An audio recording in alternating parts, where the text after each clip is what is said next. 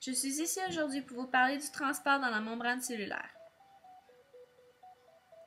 Il y a beaucoup de choses qui se passent durant celle-ci, comme la diffusion, l'osmose, le transport actif et passif, la membrane à perméabilité sélective, l'endocytose et l'exocytose. La diffusion. La diffusion est le mouvement naturel des particules, soit d'une zone à haute ou à basse concentration de soluté. Pour augmenter sa vitesse, il faut ajouter de l'énergie et augmenter le mouvement des molécules. Le gradient de concentration détermine le sens dans lequel le mouvement se déplacera. La diffusion facilitée.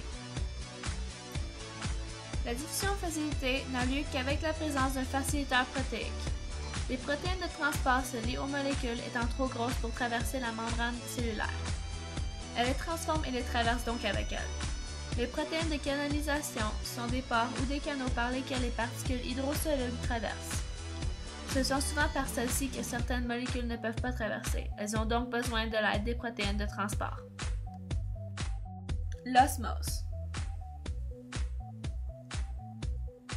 On appelle la diffusion de l'eau au travers d'une membrane cellulaire l'osmose. Quand elle est hypertonique, on dit que la concentration est plus grande.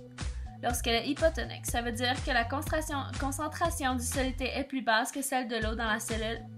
Et quand elle est isotonique, c'est parce que la concentration du soluté et de l'eau est égale.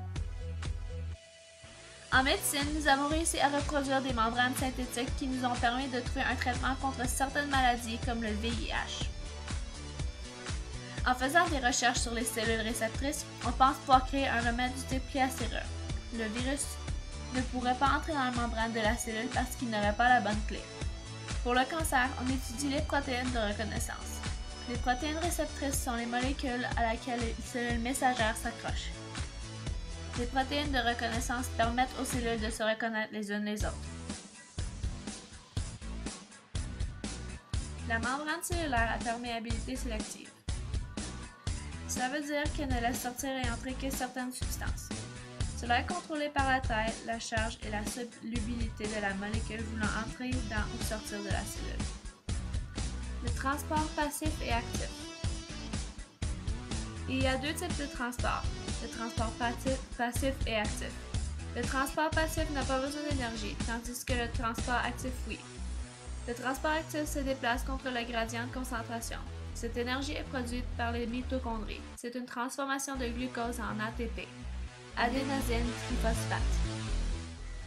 L'endocytose et l'exocytose.